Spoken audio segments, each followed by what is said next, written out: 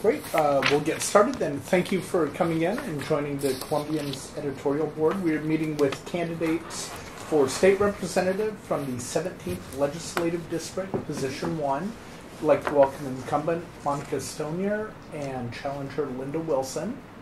I also would like to welcome reporter Lauren Dake. She'll be sitting in taking notes. She will not be asking questions in this forum, but she might try and speak to you after we get finished. We are videotaping this meeting for use on our website. Let's see. I will be moderating. We'll try to keep answers short and on point so we can move along and hopefully touch on a lot of topics. Sure.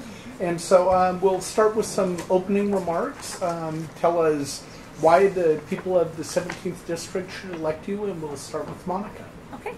I just finished my first term in the legislature, having run in 2010 unsuccessfully and then ran again in 2012. Won by a slim margin in that race and found the work in the legislature to be incredibly rewarding. I get to serve as vice chair on the House Education Committee because of my background in education, and with the upcoming session being highly focused on education and the McCleary court case, I think that's a contribution that I'm happy to bring. I also sit on the Technology and Economic Development Committee, and with our high-tech companies here in Clark County and our focus on bringing jobs to the area, the economic development and high-tech topics that fall in that committee, I think are very relevant. And then also in the Capital Budget Committee, where we get to really work on what is some of the infrastructure that our county needs and advocate for those things. So I was able to secure funding for our skill center here in the area in my first year, and then also work with others to bring funding for our children's center that will now be over on the east side of town, where most of the families they serve reside, and will be a little bit more convenient for them. So I've worked on a number of issues in those committees in my short term there. And then privately, in my private life, I have a husband, Brandon, and our 2 kids who go to public schools here in the district, and find that having close connections to the families in the community through that pathway keeps me pretty connected with what families are facing and the issues are in Clark County. Thank you. And Lynda? Well, I have resided in Clark County now for the last 43 years. All but about 3 of those years have been in the 17th District. My husband and I have 3 daughters, and we have, sorry, my heart just so anyway, we own DeWills Industries. We employ about 130 people, and we have a payroll of about $6 billion. And so when you look at that and what we're looking at with the environment here in Washington State for businesses, I think it's important that we have a business environment that is conducive to businesses that are growing. I've been in the private sector all my life, and I've been involved in the community for a myriad of things that we've done. Most recently, I am involved in this Southwest Washington Search and Rescue team as well. So I have a lot of a diverse background, and just a lot of different opportunities to offer the state. And I'm looking forward to getting in there and doing the business of the state and to help businesses. We need better jobs. We need to create a better environment to do that. So that's why I want to do this. Great, thank you.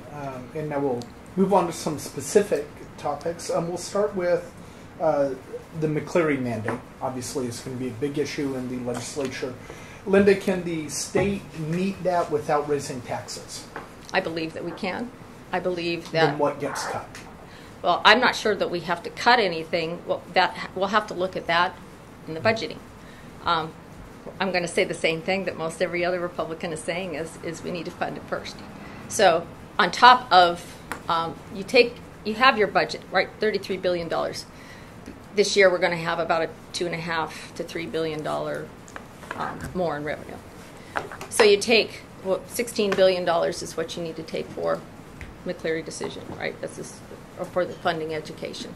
So you take that off the top, and then you have you fund your remaining transportation and infrastructure, your public safety, law enforcement, all that, and the most vulnerable.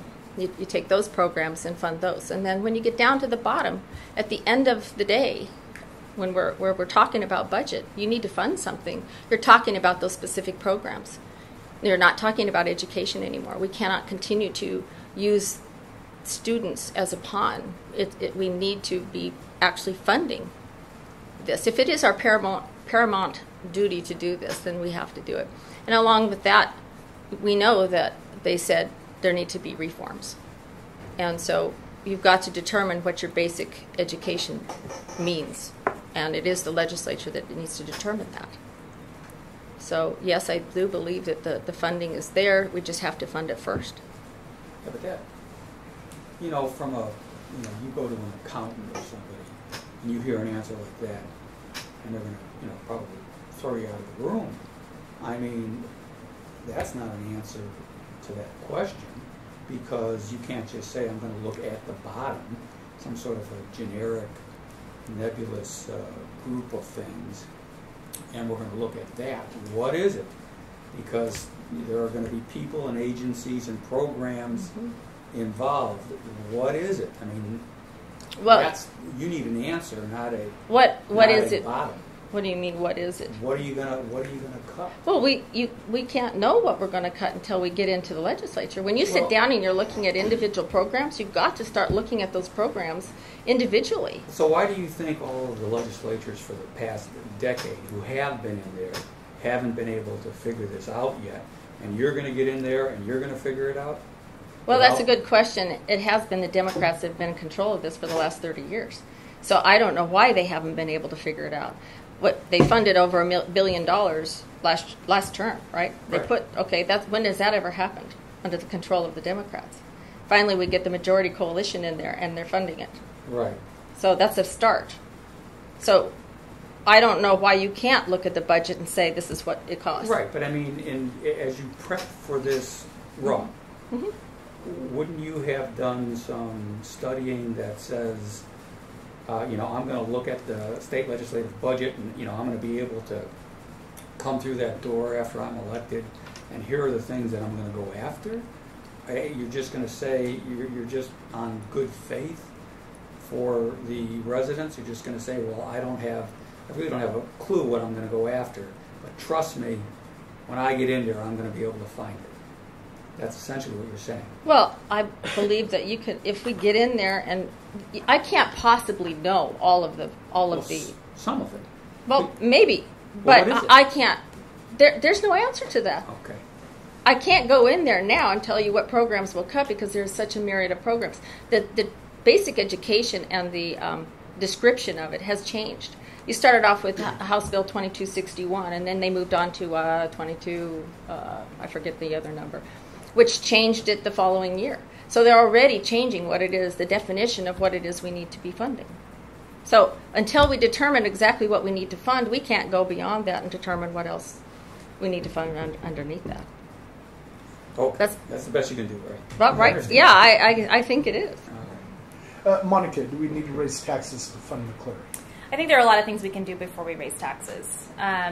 There's a new culture that I support in Olympia with the Joint Audit Committee that goes through and looks at tax preferences and determines which ones are serving their purpose as intended and which are no longer serving their purpose or didn't have one initially so to start like with. Tax breaks for corporations? All sorts. Okay. They could be for corporations. They could be for any number of preferences that were on the books in the past. So the JLARC committee is going through to review those and comes up with a list that both Republicans and Democrats believe are outdated. They may be serving some purpose, but not the purpose that was intended. And if there's a purpose that's intended, then that needs to go through the process again. We, as a legislature, have had that information, and in my opinion, you find folks who are protective of certain preferences and are not willing to let them go. And that's where I focus my attention. I don't think that those preferences, and a good majority of them that have the highest dollar amounts, are benefiting our corporations. Sometimes that brings jobs to the community, and that's great. That's what their intent is, and they should be maintained. Other times they are serving benefits that were not intended. And in my opinion, if we're going to go through the budget and look at what our priorities are, and those weren't articulated in the beginning, then they should have to go through the process again and be rolled back. But going through this, is that going to result in $3 billion? It's a good start, I think, and I think there are other things that we could be looking at. Lynda mentioned places where we could be cutting, but had I been given the chance to answer Lou's question, I would say you would go straight into, in my opinion, OSPI is top heavy. I think there are areas that can be scaled back in OSPI. I think that my friends at OSPI are being tasked with responsibilities that aren't serving kids. Teachers are going through new certification programs that they pay for on their own and aren't even able to get their teacher certification sent to them at their house as they should because they're so backlogged. And they're saying they're going to go to an online process, which is supposed to save time and money, but in the meantime, you have many people on payroll there pushing paper. That's, in my opinion, those are dollars that should be in the classroom.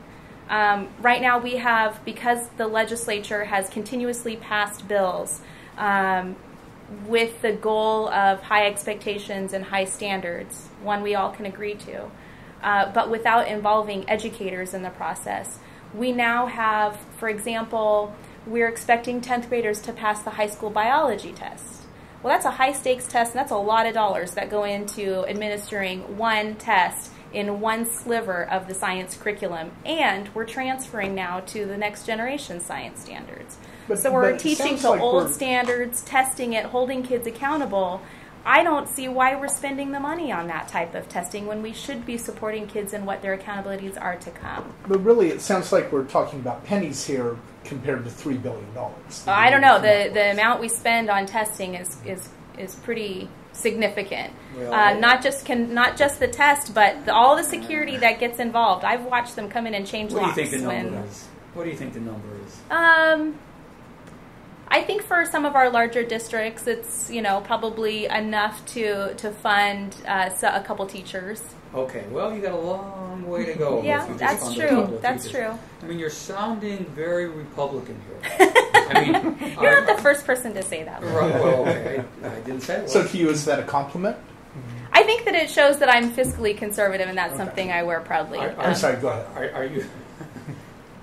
How many Democrats in the state legislature are saying they don't need to raise taxes in order to get to this? Do you know about how many? Is it you and you? No, I think there are probably a couple others, there are a couple in the Senate as well, I'd say. What I do think needs to happen is whatever the budget looks like, it has to be bipartisan in effort. And I think that that's where the real work happens. If we're going to come to some agreement around reforms and revenue, regardless of how I feel about it, that agreement is going to come from people who work together. And that's really what it boils down to. When you have folks that are there just to vote no and just to shut down government, that's not a value added to the legislature. And so, I think that regardless of who votes how, the real work will happen with the collaboration and the budget writing that comes from both chambers and both sides of the aisle. So we need to collaborate, but when they come to you and say, what should we cut from the state budget, what's the first thing you're going to say? I'll certainly go through and look at where I think there's overspending and streamlining that's necessary. And in my background in education, I've laid out a couple areas where I think we could certainly start. Okay, but quite honestly, neither of you have a clue as to how we're going to get to this dollar amount. I mean, that's sort of being honest, at least on my part. I can't speak for you two. I think there's probably a lot of people that don't have a clue. Well, okay. That's what I'm gathering from a whole lot of talking. I'm guessing that some of the voters might want to vote for people with clues. I mean, it's just, it's a crazy idea on my part, but... well, we could start cutting from, like, the Department of Ecology. I mean, there's a lot of wasted money there. And I mean, if you're talking about cutting specific spending, you're going to have to cut from a whole lot of places. They're talking about a 15% cut in the overall in the budgets. Now, that could happen. What do you, Monica, I'll start with you if you don't mind. What do you think about the pension system that we're running at the state? Now, I understand that the state controls a lot of pensions, not just state workers. I also understand that the latest numbers that I've gotten, they could have changed, is that when you look at the amount of money that employees put in, when you look at the investment of the money that is made by obviously investing the money, the state has to pitch in to make up the difference when those two things don't get to the number that you've promised workers. Do you have any idea what that number is? Not off the top of my head in terms of that number. What that number is? No, I actually was reading about that yesterday. I was actually reading an article in the Columbian that you wrote in 2013, and not you specifically, but in our view, about reforming pensions. Right. It's like $1 billion. I mean, and now that could have changed. Well, there's $1 billion. That wouldn't. Now, since virtually most private workers don't have pensions, the numbers just aren't adding up, and so they've gone to 401ks. What do you think about trying to save taxpayers some money by moving workers, governmental workers, to 401ks as opposed to giving them pensions? You know, I think when you are writing a plan and making commitments, coming to agreement and then moving forward is a good plan. And if a 401k is part of that plan and part of that commitment, that makes sense to me, because then workers know what they're getting into. But the designer of the 401k didn't intend for that to be a pension plan. It was supposed to be a savings plan, right? So we have to be careful about making sure that's paired with other mechanisms. When we start going back on agreements, I think we have workers who have planned their lives based on their original agreement, and I think it's important to honor that. So I would just say it boils down to what the conversation is at the conception of the plan when both parties are in agreement moving forward. Saving on the side of going back on agreements is not something that I can support, particularly when you have public employees who may be required to go to school for a certain number of years for certification or a diploma. They choose the public sector because they know they're going to get benefits. They know they're going to have a good retirement plan. It fits well. It's consistent. I think we've had this conversation before where you make a stable decision for at the beginning of maybe raising a family. Or you can go into the private sector where it's a lot riskier. The revenues may go up and they may go down, but you do have higher earning potential when the economy's good. Okay, but assuming that we don't touch the commitments that we've presently made, and I understand that and frankly respect and appreciate that, but going forward with new state workers is an opportunity to say, okay, we've made no commitment to this person that's walking in the door today.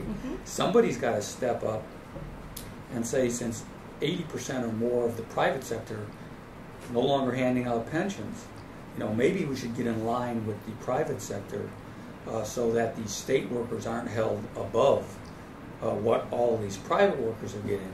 Let's talk about a new program for new government workers.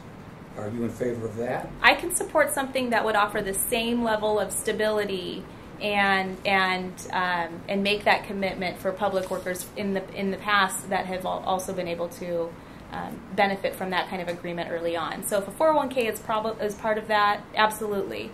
But I think, like I said before, it starts with the agreement moving forward. Lynda, what do you think about that? Well, actually, reading a little bit about that just even recently, we do have a lot of, I think what's gotten us into trouble is the defined defined benefit. Right, defined benefit versus the defined contribution, right. So, okay. So I think that if it will be hard to go back on what people retire on what they think that they have had. So new stuff. Right, so the new stuff going forward, I think that you would want to go with the defined contribution. that would be a better way to. It's more. We have the ability to, I would say, budget for that, I guess, than you would a defined benefit. Right. So I would think that if we don't go completely off that pension system, then you could do a 401k. And as an aside, I have pledged to not enter into that state pension system, because if it needs to be reformed, I can't be part of it to actually do something with it. But I think you need a certain number of members to buy into that. I mean, when I tried to opt out of a plan, I was not able to, because you're required to have a certain amount, because you need a certain number of folks in the system in order to be able to offer the rate. So when you're looking at, a school district or the legislature putting together a rate for insurance coverage or whatever, you need to have enough people in there. So opting out isn't always an option. Well, right, but at the end of the day, you're not going to ask a governmental worker, hey, what do you think about this idea? Give up your pension, or we're not. You have a pension, or you have a 401k. You're a new employee. Which one do you want? Mm-hmm. I don't think a lot of people are going to say 401k. Mm-hmm. They know the sweet deal that the pension is. Mm-hmm. You'd be a fool to take a 401k if you had an opportunity to take a pension. So somebody's going to have to step up and say, well, you know what? The pension is no longer the option. That's what everybody in the private sector is doing. These are the people that I have to, get on my team. Yeah. This private sector, that's 80% of the workforce. Well, again, the other side of that conversation, though, is take our teachers, for example, that are waiting for a cost of living adjustment that was voter approved by initiative several years ago, and their retirement funds are, they would perhaps contribute or start their own 401k if they were making what the voters decided was appropriate for a teacher to make. And meanwhile, we have several of our more and more of our teachers with their own kids on free and reduced lunch because they're forced to go back to university to get a new level of certification to prove to the state that they're a professional, whereas in the private sector, that schooling might be covered. Okay. Part of that also with the COLA was a voter approved. It was an initiative, but it wasn't funded. It was an unfunded mandate.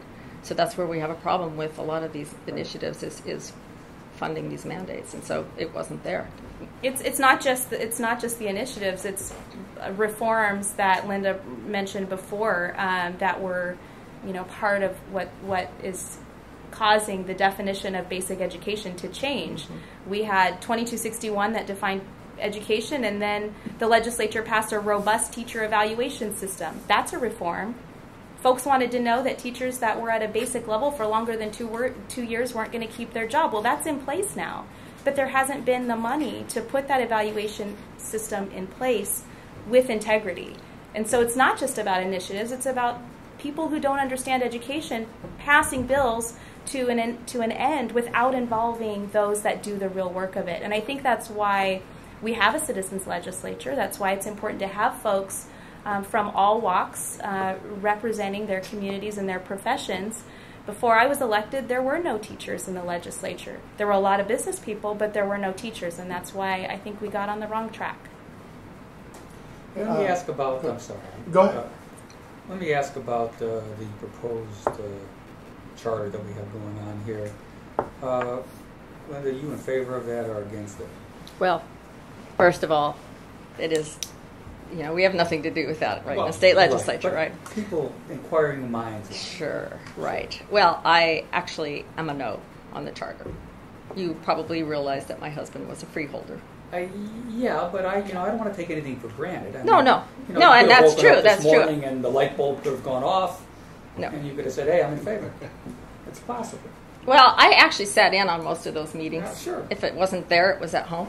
So I found them rather fascinating, in fact. But yes, I'm a no on the charter because I don't like how the power shifts from the commissioners to basically an appointed county manager. It's unelected bureaucracy. I can see where it happens there. So. And how close are you to Commissioner Medora? Close to him? Yeah. Not very close to. No. Okay. Mm-mm. So, do you think the county commission is doing a good job? Generally speaking, sure. Okay. Thank you. I'm definitely in support of the charter. I think that when you have elected citizens come together to make an agreement and put it to the voters not only get to decide the second time, but they also got to decide who was involved in the process to begin with. And there are well-respected representatives in the group of freeholders, representatives of the community who worked together and I thought came up with a product that was going to best serve Clark County. They, as I understand it, had conversations about what would work, what wouldn't work, and the product is one that the voters get to weigh in on. I find it fascinating that a lot of the folks who were involved in that process and had a lot of great things to say about it as they were going through, and even towards the very end, ended up opposed in the end. And I think that has a lot to do with allegiances to Commissioner Medore. I think that another thing I'll say is the freeholders should have been community members. I think Tracy Wilson is an example of somebody who's run a business in the community, is not elected to an office, and represents a sector of the community. I chose not to participate as a state legislator. I already have a say in the stuff that gets to go on. It's much better. I would have liked to see our representatives step down from that role and leave it just to the people in the community to speak to how their county government works. I'm happy with the product. I think that better transparency and more voices in the county level would be important, and I would have supported that whether or not it was a Republican-controlled or a Democratic-controlled commission at this point. Now, when you said that there were some people who were freeholders who went all the way into the process looking like they liked it and then switched at the last minute, were you thinking about the Representative Liz Pike? Absolutely. How do you think the county commission is doing right now? I'm a little frustrated, actually. I've noticed in the paper recently that there were new fees because of folks that were going in to use the parks for baptisms had an impact on the parks, and so that required a fee that wasn't in existence before. But that's because we charged all people the same amount beforehand, and so that represents, I don't know how much, $325,000 or something from the county budget. Meanwhile, the commissioners came to the legislature recently to talk about how they were having a hard time paying their bills. And so, it's frustrating for me to see that there's not a responsibility to make sure you're maintaining your revenue streams in a fair way here at home and then kick the can to the legislature. Commissioner Medore is a constituent of mine, so I would be really curious to see if his plans for the county that required revenue would be a reason for him to come to me as his legislator for an increase in taxes. I think that would be an interesting request to receive. So, but that's been the flavor of policy, I think, by the commissioners, and I find it a little bit disingenuous. Move on to the next topic. You both have said that you will vote no on I-95, 594, sorry, which would expand background checks for gun sales. So tell me this, let's look at it from this angle. We'll start with Lynda. Do we have a gun violence problem in this country? Gun violence problem. We have a problem with, I don't know if you could call it gun violence. It's violence in general. They do use guns to use it at some point. They use knives. They use hands. In fact, your hands are one of the most lethal weapons. So should we have background checks on hands? Well, that would be a little bit difficult, right? We do have background checks on almost every transaction. Okay? So why not have them at private gun shows then? They do. Have you ever been to a gun show here? No. Okay. So if you go in there, there is anybody there that's selling their guns has to be licensed with the state. They have to have FFL. So, but this 594 really goes far beyond universal background checks. They're talking about a transfer. It's not. It has nothing to do with the purchase of a gun. It's the transfer of a gun. And I, as a certified NRA instructor, would be committing a crime while I'm sitting in I have a class in a classroom. I'm talking to women who have never held a gun before. They want to know what feels good in their hands, because that's important. I mean, you have to be responsible with that. You have to know what works for you. Some women's hands are much bigger or smaller. So I hand her my gun, and I've just now broken the law. She hands it back to me, and now we're felons. And I know that it's been trying to be construed as something other, but that is actually what's written in that. That's an 18-page document with a whole lot of unintended consequences in it. There's a lot of intended consequences as well. So to get back to the question, we have a violence problem, not necessarily a gun violence. Well, I mean, guns are used in the Right. the violence that we have. Sure. Okay, Monica?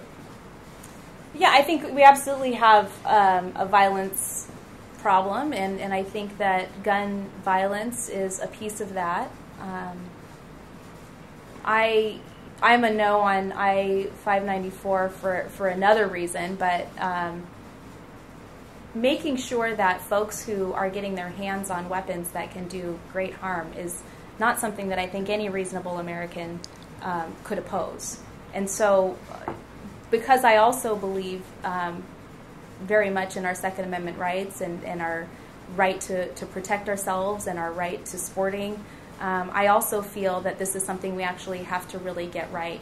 And the initiative process, as was mentioned earlier before, doesn't always go through the same scrupulous process as it would in the legislature.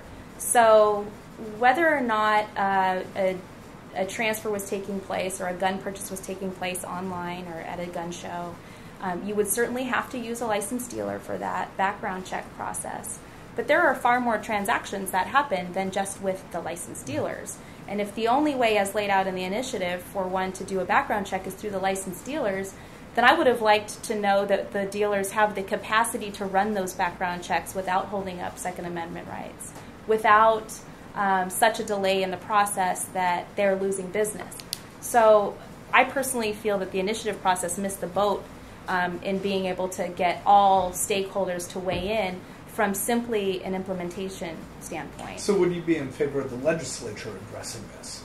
I think the legislature is going to have a lot of work to do regarding this issue, especially seeing these two initiatives and getting a sense of where our communities really are, so we can best represent our communities. I'm really looking forward to seeing how the 17th votes on both of these initiatives, because that gives me some indication on where folks are, and it also helps me understand what people misunderstand about the initiative, because I think there's a lot of misinformation out there.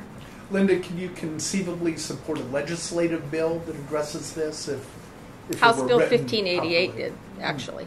And it was very contentious and barely failed. I mean, they didn't wind up voting on it, but actually did go up there and testify on that one.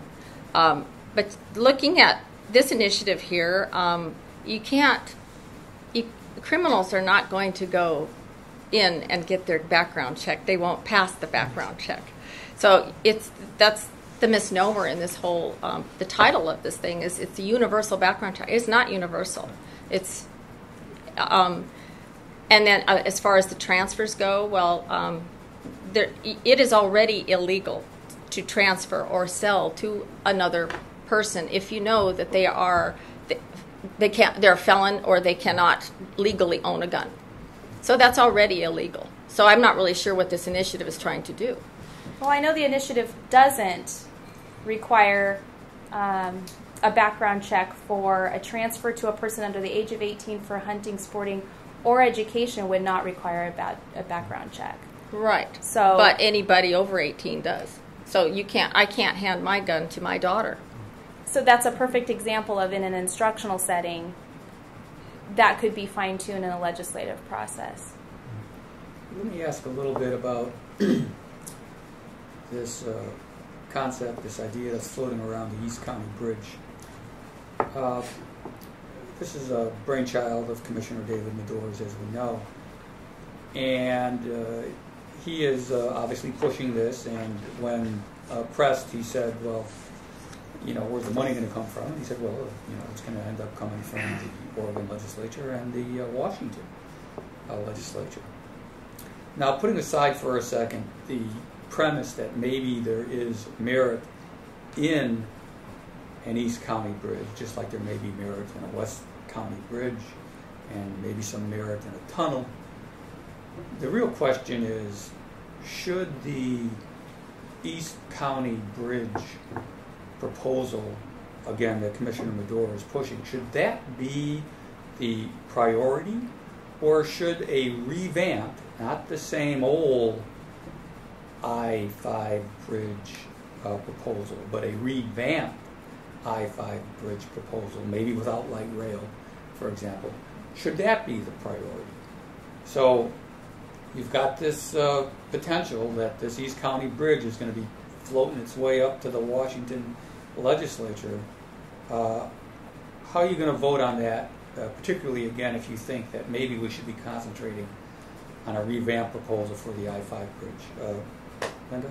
Well, okay, so your revamped proposal, what is that supposed to look like? Well, we don't know because Commissioner Medora has only pushed this one concept. We haven't, there's no concept being pushed for this. But assuming that there, in other words, what I'm really asking here is, should we be putting our first priority eggs into an East County bridge proposal, or should we be putting our first priority eggs into a revamped proposal, of which I'm not sure what that is at this point, because all Medora did was come up with an idea for the East County bridge. What should we be doing here? Should we be saying, well, forget about a revamped proposal for the East County bridge, let's support or the I-5 bridge, let's support the East County bridge? Well, I don't know why they have to be one or the other. Well, it is right now because Medora is only pushing the East County bridge. Well, okay, we just need someone else to be looking at the other at the I-5 bridge, right? Fair enough. But Okay. in the interim, you've got Commissioner Medora who's going to be sending something to the Washington Legislature without any proposal for a revamped I-5 bridge anywhere. You're going to have this proposal shooting its way up to your desk when you get elected. What are you going to do? Well, I don't see that there's a problem in looking at both. Well, So if I go up I there, understand that. okay. We're not So if I looking go at up both. there and I look at the He's third saying bridge, fund my East County bridge. What are you going to sure. do? Well, okay. Then if we don't have something, if someone hasn't gone forward and looked at revamping the I-5 bridge, You'll be voting. then you're going to look at this one. Right. That doesn't mean that that's the right one, right? Right. Okay. So we just have to just sit down and determine. What do you think? You think you might be? You think you like that idea? Well, I'm absolutely for another third transportation corridor. I think that we need more bridges. Would that be the priority then?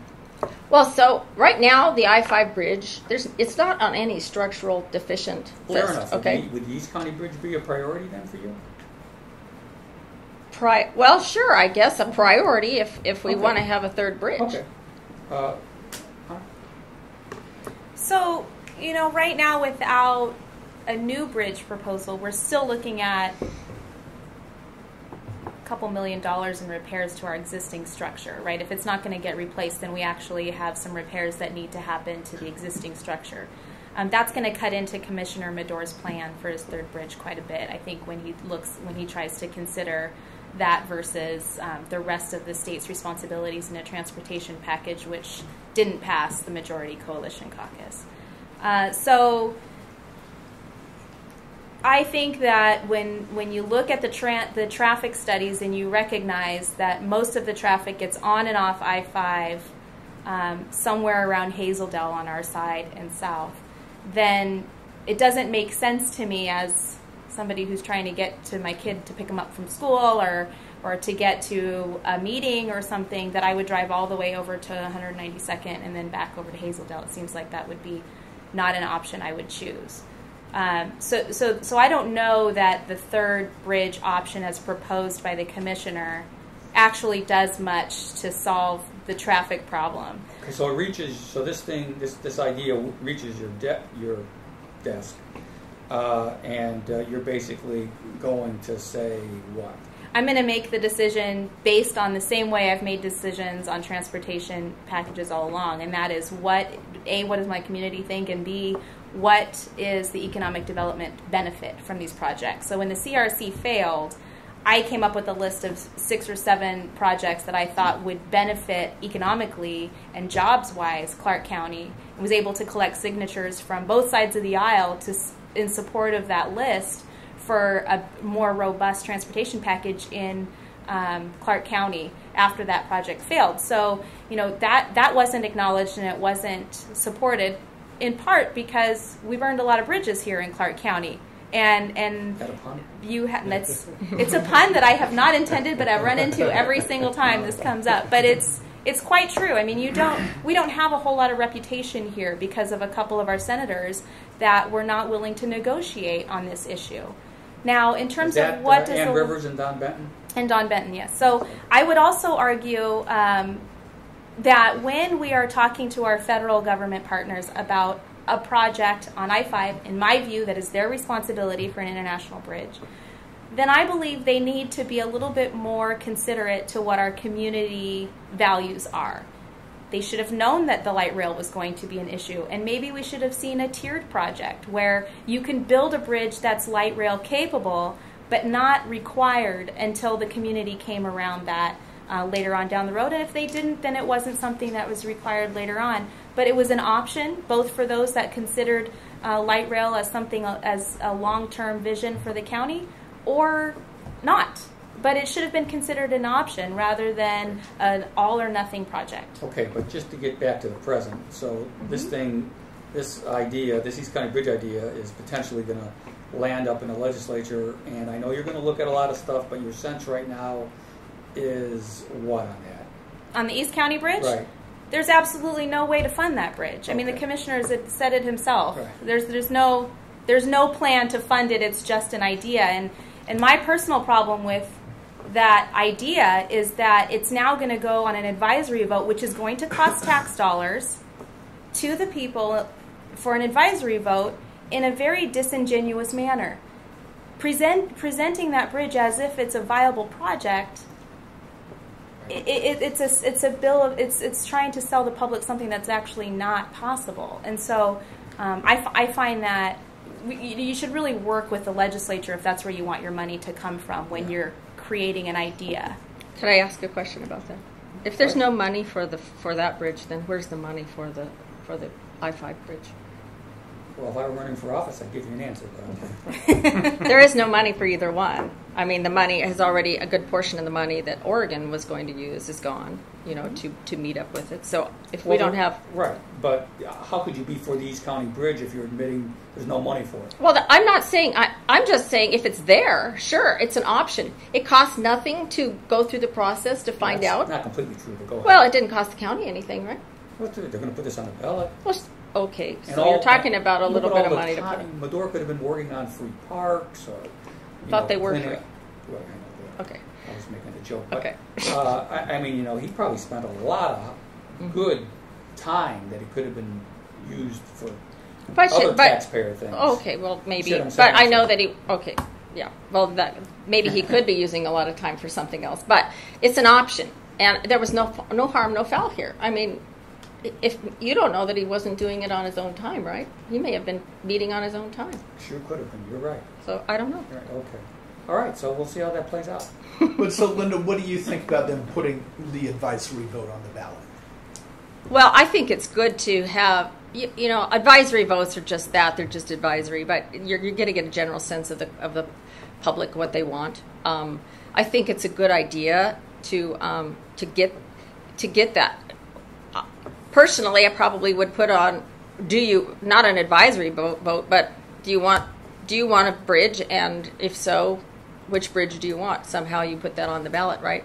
In that way, it becomes a choice. It's a choice, and you have, it's not just advisory. It's just not something that, okay, we've spoken, so go ahead and do it. It would actually give us a path forward. I think a more comprehensive question would be, what kind of transportation package or project do you want, and how much are you willing to pay for it? Because that's really what it comes down to. Right. Not which of these options is best for you, but what are you willing to pay for it? Mm-hmm. And I think that... But that would be another question. That would be more money for the ballot. Right, but I would save this advisory vote and put a more robust question on next time. Well, they're looking for public input. Right. That's on a project that's not possible. Well, if you have any... Well, I don't know. It's not possible. It's not possible. We haven't gotten there yet, right? Well, if you have any influence, I'd like... Who are the legislators who are supporting this project right now in your interviews? The East County Bridge. Wait a second. I asked the question. Or make silly I think statements. Senator like, Rivers and Liz Pike right now are the ones who are supporting this East County Bridge. Well, I don't know that they're... How do you say support anyway? It's an idea, and I think that it needs to be looked at. I'm not saying we're going to run up there and fund it. I'm just saying that it's a good idea to look at all options. So for me to say that I'm for the bridge, it's just looking at the options. Right. You need to have options. So, would you so rather have options that don't go through the process of the permitting and the land acquisition process. I mean, I think when you just look at a bridge design and not all of the other parts that go into it, that's not a very strong case for how that project would be compared with another one that has been through all those processes and does have the price tag that actually encompasses all of the parts of building a bridge, not just the design. Well, but the CRC never addressed any of that. It didn't address traffic mobility or freight mobility and traffic congestion. And obviously the money wasn't there. That's why it basically didn't happen. So, well, the money was. well, there was no approved. firm design either, right? Because we already had to change it because of the low bridge, and then we had to raise it and all that. So we didn't actually have a specific design for that either. So I'm not sure. That was a long time too. To get nowhere. Let's see. We'll move along. Anything else on your agenda for economic development for the state as we're coming out of this recession? I mean, is there anything you think the legislature needs to step up to in terms of spurring some economic development? I think we absolutely need to reduce regulations. At the very least, we need to stop the crazy regulations that are going to go through. We've got the stormwater regulations. We have the carbon tax, carbon fuel reduction that they're looking at. That's not going to spur any economic development if you raise gas taxes by $1 a gallon. You're going to hurt the most vulnerable, the people that can't afford it. It's not going to be good for business. It's not going to be good for transportation in businesses. So that and the stormwater, they're basing that on fish consumption. You've got to go look at the fish consumption itself is to weigh that as to how clean your water is, and then you don't have the technology to make that water as clean as they say they want it. It's going to, sewer costs everywhere are going to go up. They're going to have to build their own little treatment plants and all that. It's just, that's not going to be conducive to business. So stopping regulations and then getting the agencies themselves to quit interpreting the regulations, which causes a whole lot of headache for businesses. That's what we need to do to spur on economic growth. Yeah, I mean, I think those are all concerns that I've heard, and there's a lot of folks that are able to bring those concerns to the legislature. Some of the other things that I think are really important are making sure that we are in strong partnership with our local economic development council that actively recruits businesses like Banfield and the tech company that came over, is it Integra, I think? A company that was based in Portland but had actually a lot of employees here in Vancouver and wanted to see their business move to this area. And I think that is really important for the Economic Development Committee or Council here to have a strong partnership in Olympia. So when there are preferences that could spur jobs and spur the economy in a measurable way, you have somebody there advocating. I think there's a couple other things, making sure that our kids who are graduating from high school have the opportunity to graduate with a diploma that gets them into a skill or a trade or an apprenticeship program and not just tailored to those headed to four-year universities. Gives you an opportunity to really develop your workforce here in the county. I think that's incredibly important. SEH America and Evergreen Public Schools have a blueprint that we're trying to use for that same effort statewide in the legislature, because they came together as a partnership and offered apprenticeships at SEH America and are hiring a lot of those students who are getting high school credits in that workplace environment. So offering workplace experience before kids graduate from high school, I think, is key. That's how they are successful, and that's how we develop our workforce. And then the last thing I'll say is really around higher education. We have students who are headed to a four-year university and are struggling to pay for it because the state hasn't stepped up there as well. So we continue to come back to this limited resources vein, right? So I think that our students that are trying to get through school are finding that their financial aid tools are unpredictable. So you'll have students going to school for a year or so, and then their funding isn't there, their higher education loans aren't there. So we need to do some things to try and streamline that, especially for those high-demand job areas in the state where we know people are waiting to hire, and we'd love to be hiring our own Washingtonians rather than out-of-state or out-of-country, but folks are having a hard time getting through. I had a Washington Advanced Loan Program is my state loan program that would have made it more predictable for students to get through some of our local schools here into nursing, mental health programs, and tech and engineering programs, and the loan would be available to them all the way through school, so that if they didn't find it useful at one point in time because they were working enough and they were able to pay for it, that's fine, but they would have it later on if they needed it. And also it was tailored specifically for students in those middle income brackets who don't have who don't qualify for the state need grant, or who do qualify and are not served. I mean, we have people who can write a check for tuition, we have people who can qualify for the state need grant, and then you have this whole bubble in the middle of folks that are just really struggling to pay for all the bills and get through school, and they would be in the workforce years ahead of time if that was more predictable for them. So I think all of those are things that we need to look at from more than just a business standpoint, but really all of the different efforts we have in the state to develop our workforce. I want to, Lynda, you mentioned regulations, stormwater, carbon tax. Does global warming exist? And if so, is it caused by humans? I believe that, well, climate change happens. They're not using the term global warming anymore, no. Right? It's climate change. And climate's change. They have for centuries and centuries. So this is nothing new. Well, so we are seeing changes, but it's not caused by greenhouse. I think that you had a report in your Columbian yesterday, right, that talked about some of this, that no, it's not necessarily coming from humans. I think that until we figure that out for sure, that we don't go beyond well above and beyond in these stormwater or these regulations to fix our environment, when all these things that we're going to do isn't going to change anything. It's not going to fix our environment. It's not going to make it any cleaner. So, no, I don't believe that we need to be. I'm not. No, I guess I'm not. People don't cause the global warming. Monica? Yes and yes. So what should the state do about it? Are you in favor of carbon taxes? No, but I think we need to be paying closer attention to what we do, both on a large scale and a smaller scale. I mean, for example, this morning I was just, at a ribbon cutting for kids at Illahee Elementary School who are trying to make healthier choices about exercise and food that they eat. We can do that when we talk about what kinds of pesticides we're using, whether or not we're eating organically, whether or not we're buying locally. I mean, all of those things can reduce whether or not a person believes that the climate change is a result of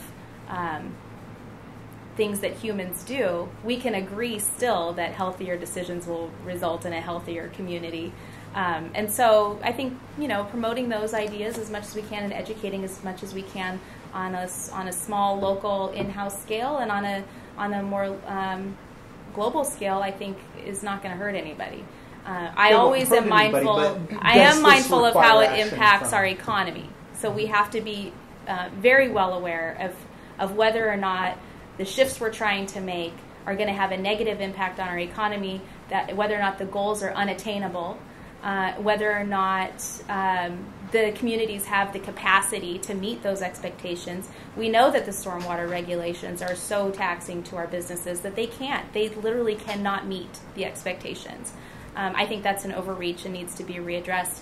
But again, I think that comes down to when you have folks at the table who are willing to hear all sides and collaborate and come to some agreement and be willing to listen to why businesses and why industries are struggling with meeting those expectations. And that's why I would be good in the legislature, because I am a businesswoman and we do understand exactly what it is that creates the problems with these absolute stringent regulations. And looking at a business question, then, would you have supported the Boeing tax break? I think that it's good that the legislature finally discovered that a tax break for businesses is a good thing, and that I think it should be looked at for all businesses. So that your company should get a tax break, and the Columbian should get a tax break. Well, Columbian already gets a tax break. You guys aren't. We should get more. I don't know. Do you want more? Sure. Tax breaks for any businesses are good. If it helps to incentivize them to create more jobs, or leaves the money in their pocket so that they are able to do what they do best, right, and create more product and create more jobs, and which helps the environment, the economy, and then we have it raises revenue for everything. That's what you do.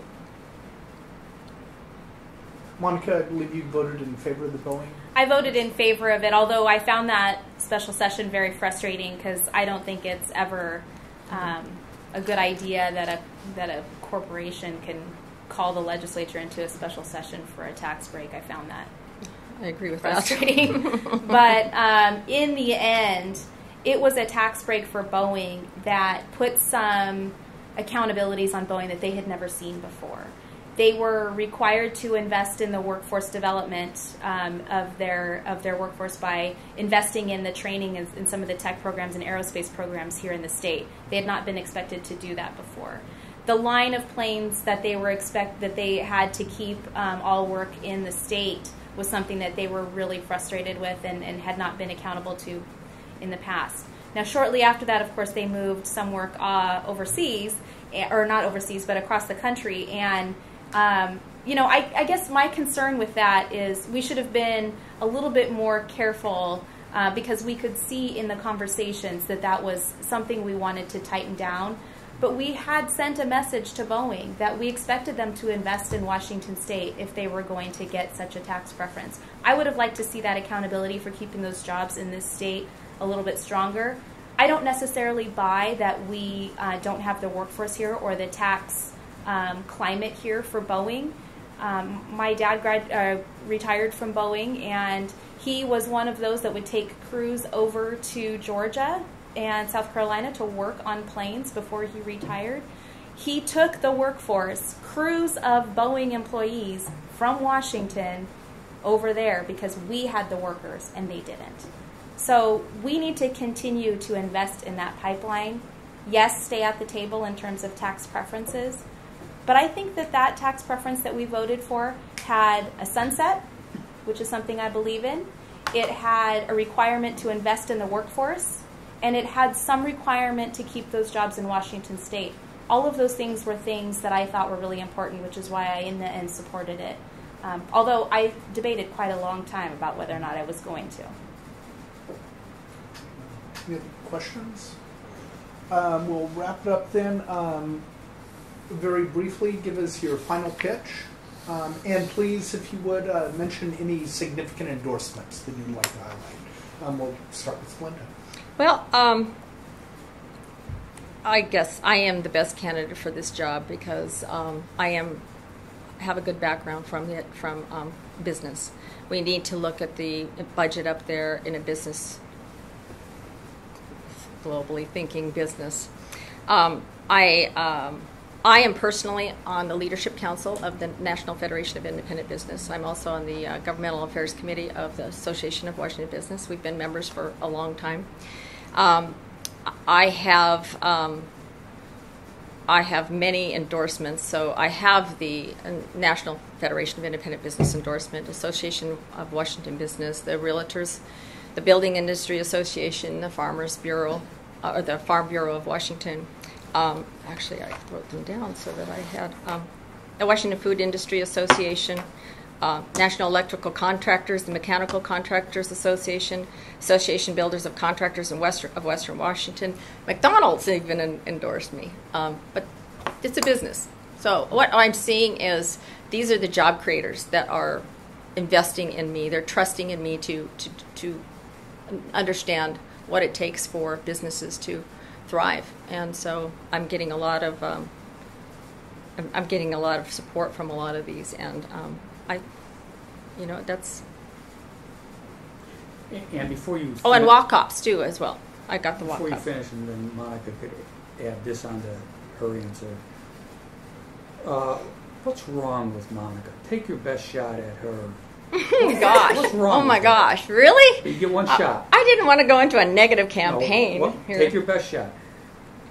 Well, I think that the fact that she has only been in the public sector, working in the public sector without any ability to in the private sector as a business, I guess that would be mostly it. Is just that the diversity there. Yeah, what happens to a person who has only lived in the public sector? What happens to their brain? Well, I think that what happens to your brain? Yeah. I don't know. I'm not a scientist. I can't tell you. It's a problem. That's what you said. She's only working. Well, I think that you look at things differently when you're working for the government. You look at things differently than you do. How different? Well, because you're not having to write the front of a paycheck, right? You don't have to. There's so many risks involved in being involved in business, which have been involved now for the last 30 years. So you've got. Scott knows this. You own a business. You've got to take care of your employees. You've got to take care of their insurance. You've got to and this is stuff we want to do, but you can't possibly know what it's like until you've been there and done that. All right, very good. Okay. And you wrap up, but then take the shot. Okay. Well, I guess. One of the reasons that I feel I'm the best fit for this job is first and foremost that in my short time there I've already been effective. I've worked really hard. I've worked across the aisle. I received acknowledgement. I was Legislator of the Year in my first year from Association of Career and Technical Education for the work that I did in response to the question you asked before around workforce development. The realtors from Clark County came and presented me with a plaque and an award in my first year for my business-friendly votes on the floor that year. The support that I've had from a wide range of folks in the community that mean a great deal to me are those that come from people who recognize that I work hard, I care to listen and learn, and that I keep my word. Republicans like David Nierenberg, who has been very active and supportive in each of my campaigns.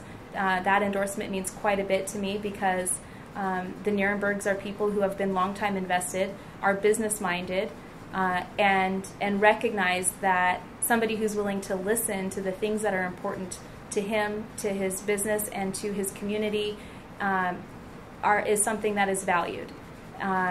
Arch Miller is another one who has the Air Academy here and a host of other amazing job training programs here in the community. His endorsement and support has meant a great deal to me. The Auto Dealers Association supports me. The beverage associations that serve our small businesses across this county are supporters of mine. All of those things mean a great deal, but I think the reason they support me is because they know I'm willing to listen and that I'm willing to work hard across the aisle. In the legislature, when we're passing common sense bills and all the names are green, there's usually 4 or 5 names that are red, no matter what it is. Everybody's voting yes except for these 4 or 5 people, right? They tend to be Representative Matt Shea, Elizabeth Scott, Representative Pike. They tend to be people that are going to say no even if it's a good idea, regardless of the work that's gone into it. And those are the people that I think represent government going nowhere rather than working for the people.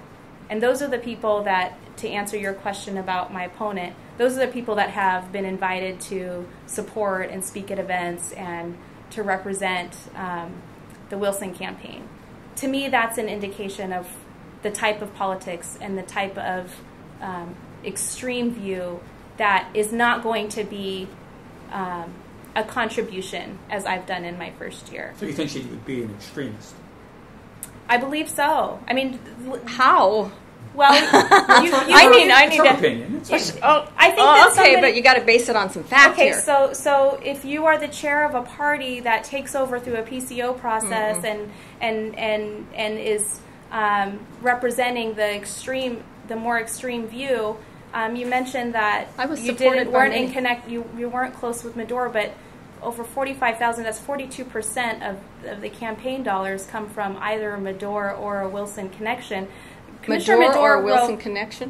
What about your Medora wrote a union dollars? $25,000 check to the Republican Party that showed up in the Wilson PDC just a few days later. That's So- not true. That's not true.